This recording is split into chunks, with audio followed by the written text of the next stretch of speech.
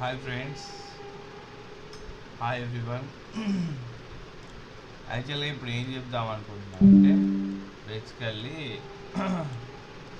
మనకి కొంచెము చిన్న చిన్న ఇప్పుడు సపోజ్ సి సెక్షన్స్ కానీ ఐ సెక్షన్స్ కానీ లేదంటే ఇప్పుడు మనం ఇంతవరకు ప్రొజెక్షన్స్ ఇవన్నీ చూపించాను మీకు ఎలా చేయాలి ఏం చేయాలన్నది.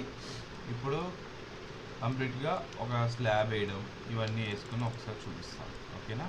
ఇది కంప్లీట్గా డౌన్ చేసాను ఫ్రెండ్స్. నా ప్రీవియస్ వీడియోలో అయితే కంప్లీట్గా చెప్పడం జరిగింది. నెక్స్ట్ థింగ్ ఏంటంటే ఇప్పుడు మనం మిగతా ప్రాసెస్లో మనం అప్డేట్ చేస్తున్నాం, ఓకే. ఇప్పుడు కంప్లీట్గా వాల్స్, ఈ విండోస్ మీరు ప్రెస్ చేస్తే ఆటోమేటిక్గా లోపల ఉన్న హిడెన్ ప్లాన్ మనం ఏదైతే ప్లాన్ ప్లేస్ చేసామో అది షార్ట్కట్కి కే అనమాట. ఆ కే ప్లేస్ చేస్తే ఆ కే ప్రెస్ చేస్తే మనకు ఆటోమేటిక్గా లోపల ఉన్న క్యాట్ ప్లేన్ అనేది విజిబుల్ అవుతుంది. So that A living room ఎటువైపు లేకపోతే హాల్ ఎటువైపు అనుకొని కనిపిస్తుంది అన్నమాట, ఓకే. ఇదేం లేదు ఫ్రెండ్స్, ఇప్పుడు సపోజ్ డోర్ కానీ ఏమైనా ఉన్నాయనుకోండి, ఆ డోర్స్ అన్నీ వేర్ హౌస్లో తీసుకొని పెట్టేయడమే, అది పెద్ద విషయం కాదు. డోర్స్ మళ్ళీ చేసుకోవాలా, డోర్స్ చేసుకొని డౌట్స్ ఏమైనా ఉంటే కమెంట్లో పెట్టండి, సో దట్ నేను అది ఎక్స్ప్లెయిన్ చేయడానికి ట్రై చేస్తాను, ఓకేనా. జస్ట్ ఇలా డోర్స్ అనేది ప్లేస్ చేయండి ఫ్రెండ్స్. ఎప్పుడైతే ఈ వాల్ ఎడ్జ్ ఉంటుందో అక్కడ నుంచి ఒక 2 ఇంచ్ లోపల పెట్టుకోండి. ఇప్పుడు ఎవరైనా అంతే కదా ఫ్రెండ్స్. సో సపోజ్ మీ ఇంట్లో డోర్లు ఉన్నాయి, ఆ డోర్లకు కూడా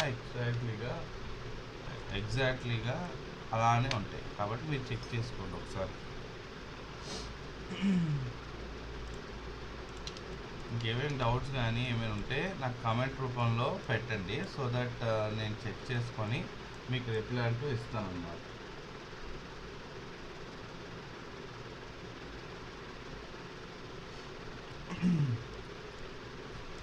నెక్స్ట్ థింగ్ కంప్లీట్గా స్లాబ్ అంటూ ఇలా రెక్టాంగిల్ అనేది ప్లేస్ చేస్తాం.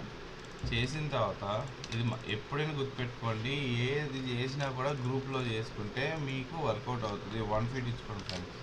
డిపెండింగ్ ఆన్ మీ ఎలివేషన్ కంప్లీట్గా వాళ్ళు ఎలా ఇస్తారంటే, సపోజ్ మనకి 2D ప్లాన్ అంటూ ఇస్తారు. ఇప్పుడు సపోజ్ 2D ప్లాన్ మనకి వచ్చింది అనుకోండి, ఈ 2D ప్లాన్ ఏమవుతుందంటే, ఇది నేను లాక్ చేసుకున్నాను ఎందుకంటే దీని మీద మోడలింగ్ చేసేటప్పుడు డిస్టర్బ్ అవ్వకుండా ఉంటుందని లాక్ చేసుకున్నాను. లాక్ చేసుకుంటే ఏమవుతుందంటే, ఇప్పుడు సపోజ్ లాక్ చేసుకున్నారు అనుకోండి, అది మీకు ఇంకా కదలదు అనమాట. సో మీరు ఏం చేసుకున్నా, మీరు ఎలా మూవ్ చేసినా ఈ మోడల్ కలుగుతుంది, ఇది కదలదు, లాక్ అయిపోయి ఉంటుంది. సో దీనికి వచ్చేసరికి ఇది మనం అన్లాక్ అయిందనమాట. సో దట్ దీనిలో మోడలింగ్ చేసుకోవచ్చు, లేదంటే ఈ లైన్స్ మనం ఎక్స్ట్రూడ్ చేసుకోవచ్చు.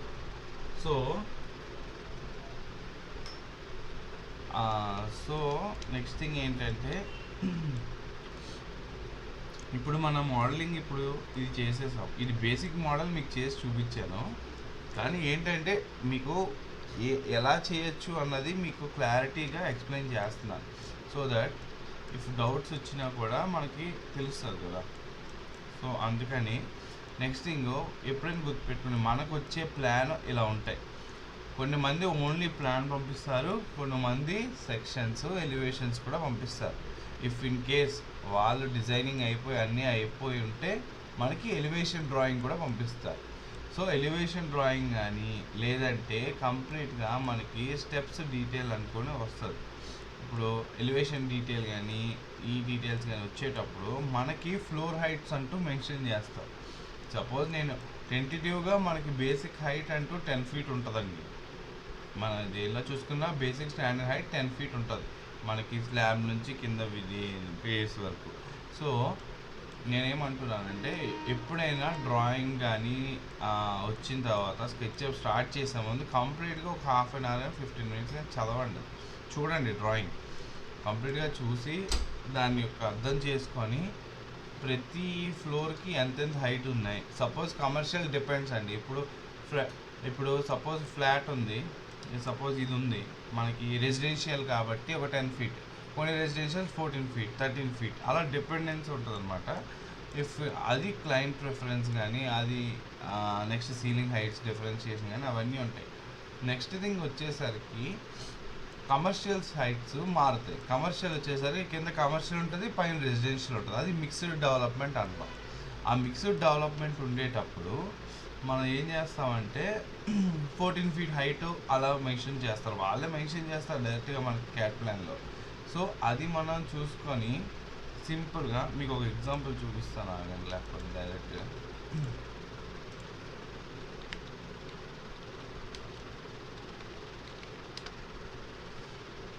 ఇదిగోండి. ఇప్పుడు మీరు చూసేటట్టయితే మనకి కంప్లీట్గా ఇలాంటి మనకి ఏమవుతుందంటే కంప్లీట్గా సెక్షనల్ ప్లాన్స్ ఇలా ఇచ్చేటప్పుడు మన ఫ్లోర్ హైట్స్ క్లియర్గా తెలుస్తాయి. ఫ్లోర్ హైట్స్ తెలిసేటప్పుడు ఆ ఫ్లోర్ హైట్సే మనం మోడలింగ్లో యూజ్ చేస్తాం. అది మెయిన్ అన్నమాట.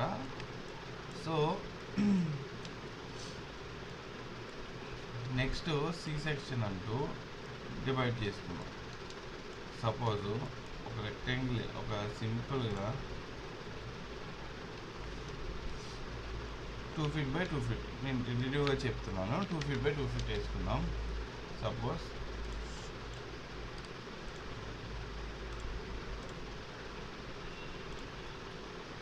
ఇప్పుడు దీన్ని ఎక్స్ట్రూడ్ చేసి ఫస్ట్ గ్రూప్ చేసుకొని ఎక్స్ట్రూడ్ చేసుకోండి. ఓకే, ఒక 6 inch చేసుకోండి. 6 inch చేసుకున్న తర్వాత దీన్ని కంప్లీట్గా మనం జస్ట్ ఈ పై డ్రాప్ ప్లేస్ చేసుకొని పుష్ చేసి కంట్రోల్ ప్రెస్ చేయండి. కంట్రోల్ ప్రెస్ చేసి ఇక్కడ ఒక 1 inch ఇవ్వండి డీటెయిల్. ఓకే, మళ్ళీ డౌన్ స్పేస్ నుంచి ఏదైతే బాటమ్ లైన్ ఉందో ఆ బాటమ్ లైన్ నుంచి మళ్ళీ ఒక 1 inch ఇవ్వండి. ఓకే, 1 inch ఇవ్వండి. 1 inch ఇచ్చిన తర్వాత ఇప్పుడు మళ్ళీ దాని యొక్క రిసీస్ అంటాం అనమాట. లోపల రిసీస్ అయ్యేదంటే ఇప్పుడు లోపలికి ఇప్పుడు మనం సేమ్ పొజిషన్ ఉంది కదా, సేమ్ పొజిషన్ నుంచి 1 inch లోపల పెట్టాలి.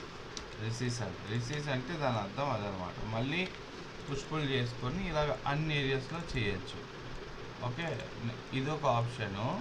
నెక్స్ట్ థింగ్ ఏంటంటే నేను ఐ సెక్షన్లో సి సెక్షన్ చెప్తున్నా. నెక్స్ట్ థింగ్ వచ్చేసరికి సేమ్ అలాగే ఇప్పుడు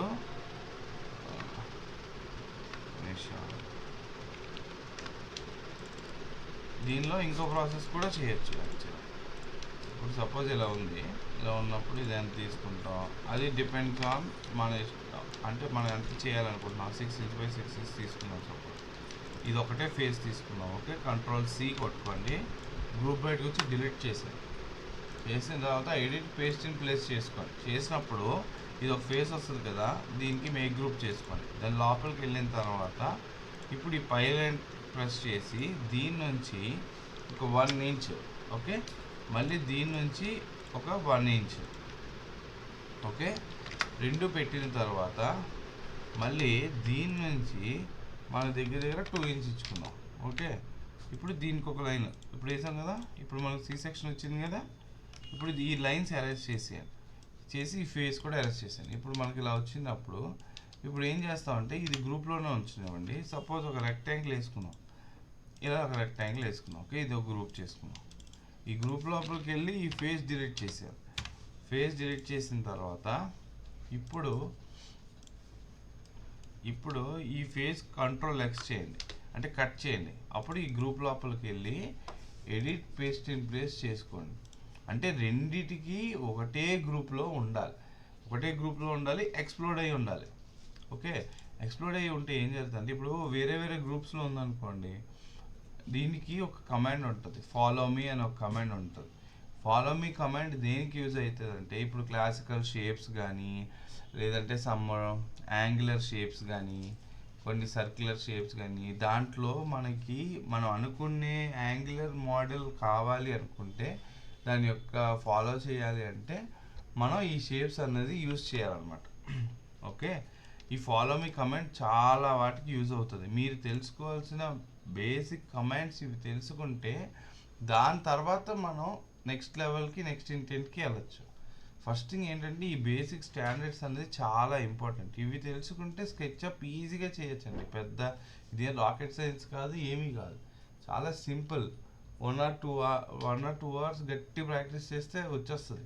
కాకపోతే ఏంటంటే modular changes and complete model designing based on classical కానీ కంటెంపరీ కానీ మెడిటేరియన్ కానీ ఈ టర్మినాలజీస్లోని వర్క్ చేయాలి అంటే క్లాసికల్ వచ్చేసరికి lot of shapes, lot of circular patterns ఇవన్నీ ఉంటాయి.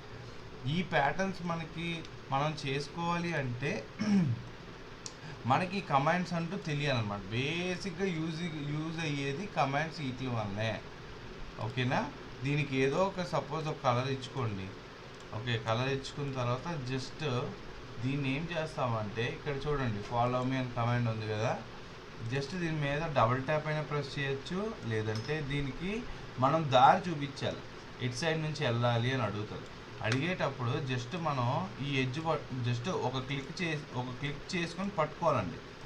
సింగిల్ క్లిక్ చేసి పట్టుకోవాలి. పట్టుకొని జస్ట్ ఆ లైన్ అలా చూపిస్తే మనకి సెక్షనల్ లైన్ అంటూ వచ్చేస్తుంది. మళ్ళీ ఎడ్జ్కి మనం ఇలా పెట్టేస్తే ఆటోమేటిక్గా మనకి ఆ ఎడ్జ్ అంటూ క్లియర్గా వస్తుంది.